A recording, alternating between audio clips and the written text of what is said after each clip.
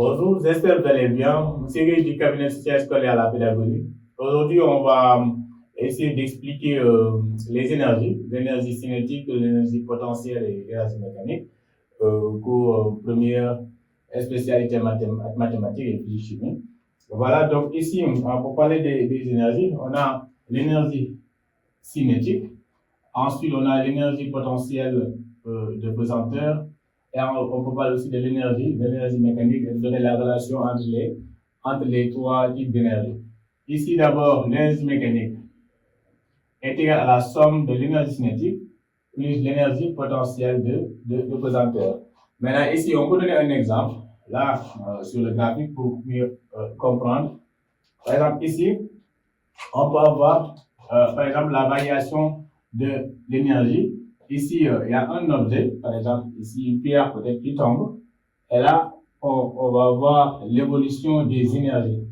Et là, par exemple, si on représente ici, il y a un type d'énergie. Là aussi, il y a un type d'énergie. Et là, on a un type d'énergie. Maintenant, pour savoir chaque courbe va représenter quelle énergie ici, on voit que si l'objet est en hauteur, plus que ça s'approche du sol, plus que l'hauteur diminue.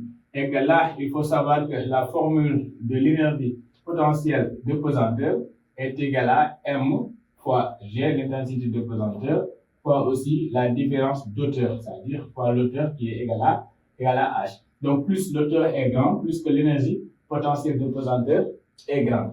Donc, du coup, on voit que plus que l'objet s'approche du sol, plus que l'énergie potentielle diminue. Donc, on peut dire que cette courbe-là représente l'énergie potentielle de pesanteur. Parce que si l'objet est sur sol, son potentiel est nul. Ça s'annule parce que l'hauteur est égale à 0.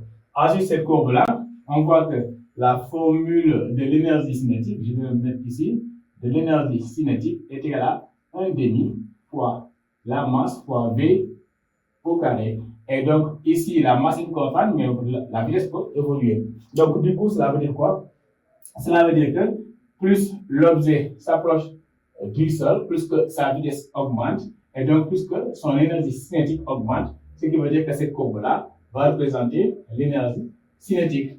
Maintenant, on a une droite, en fait horizontale, constante. Donc, ce qui montre que, par exemple, cette droite-là représente l'énergie mécanique, d'autant plus que l'énergie mécanique, c'est la somme de l'énergie cinétique plus l'énergie potentielle. Donc, on peut dire que toute perte d'énergie potentielle sera compensée par une évolution de l'énergie cinétique.